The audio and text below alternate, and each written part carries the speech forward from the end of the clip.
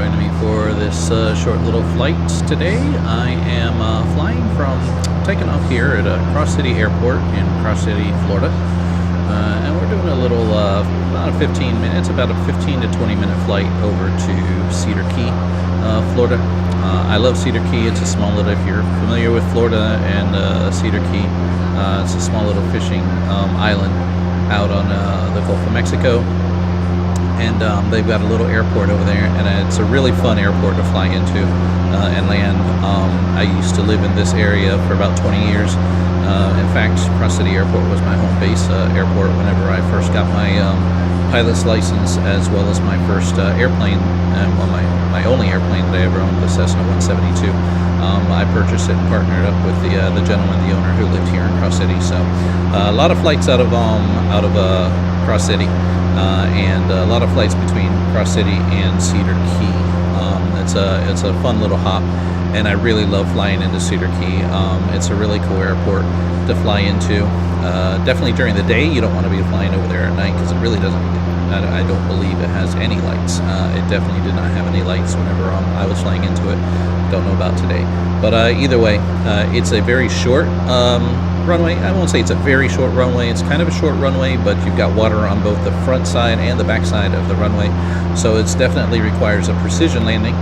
Although it is plenty long enough for a smaller airplane like a Cessna or the Piper that I'm flying into today. More than enough runway space to take off and land without any problems. If you have a larger airplane, twin engine or something that carries a lot more speed coming in on landings, you'll definitely want to make sure that you land that and stick that landing perfectly, and then hit the brakes. Or you might find yourself on the getting a little bit wet there on the end of the runway.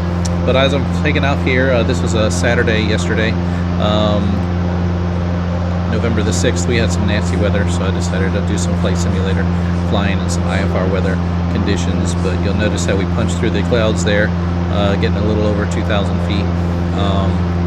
And it just turns out to be a beautiful, beautiful flight once you get above the clouds and see these beautiful white puffy clouds and that nice blue side sky. One thing I love about the flight simulator is it really does render everything in the detail, and the graphics are just excellent.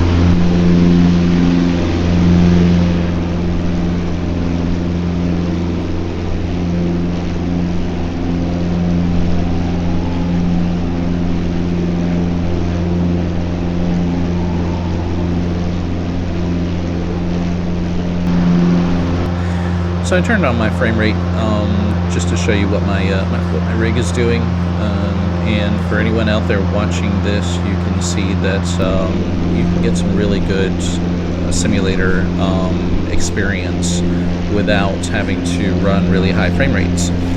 Generally, I'm running 1080p resolution. I'm running on my widescreen Samsung 49-inch gaming monitor.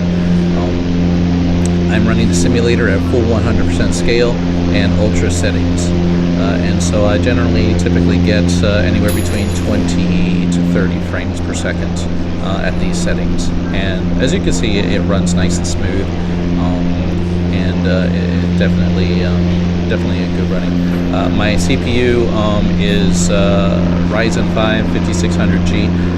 My graphics card is an NVIDIA GTX 1080. And 32 gig of RAM and a M2 hard drive. So definitely my bottleneck is my graphics card, but as you can see, you don't need a whole lot to be able to really enjoy the settings and benefit from the settings in the simulator.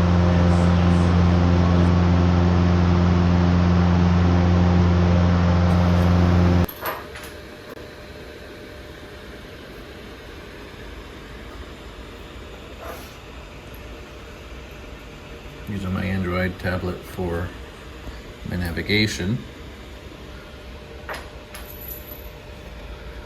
So you see here, on my GPS, I am going to CDK, which is Cedar Key. And you notice I've got upper right hand corner, 3.8 nautical miles to my destination. And notice here, got the same 3 miles, estimated 121. This is how I love to fly in my simulation. Got all my tools. Just as if I was flying in real life.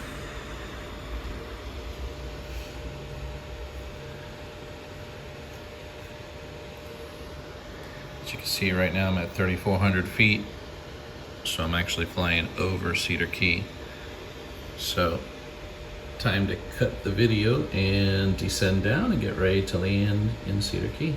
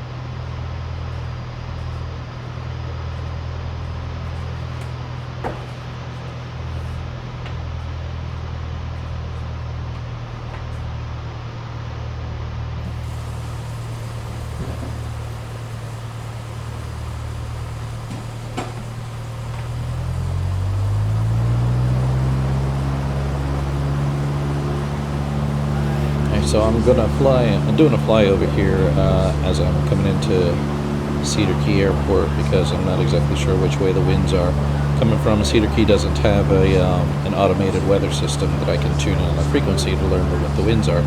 So I'm flying over here and I'm taking a look at the wind sockets down on the runway. And you can't really notice it, but you might be able to. It looks like on the windsock, the winds are coming pretty much straight out from the south. So according to the windsock, that's how I'm going to set up for my landing. Wind's coming out from the south, so I'll have a left crosswind from the left as I'm coming in to land on this runway.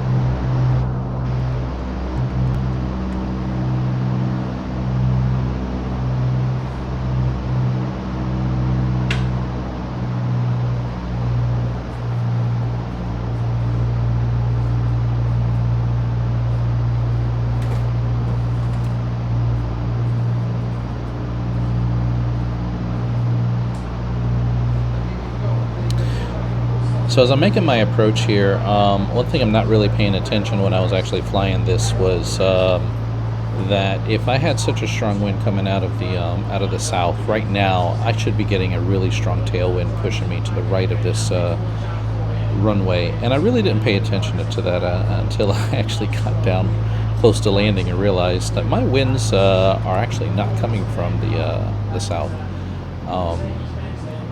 And so once I come down here, I'm having to kind of press it, but you notice here how the winds are, they're just completely pushing me from the right, pushing me to the left.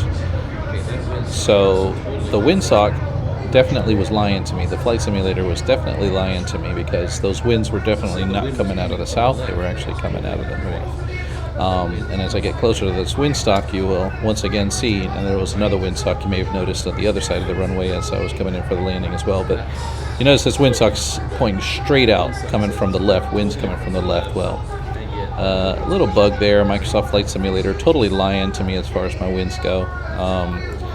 But you know what they say, as long as you can walk away from any landing, it was a successful landing, so I did not crash. Saying that the wind's coming from the left. But yeah, in reality, that wind's blowing from the right. Jeez.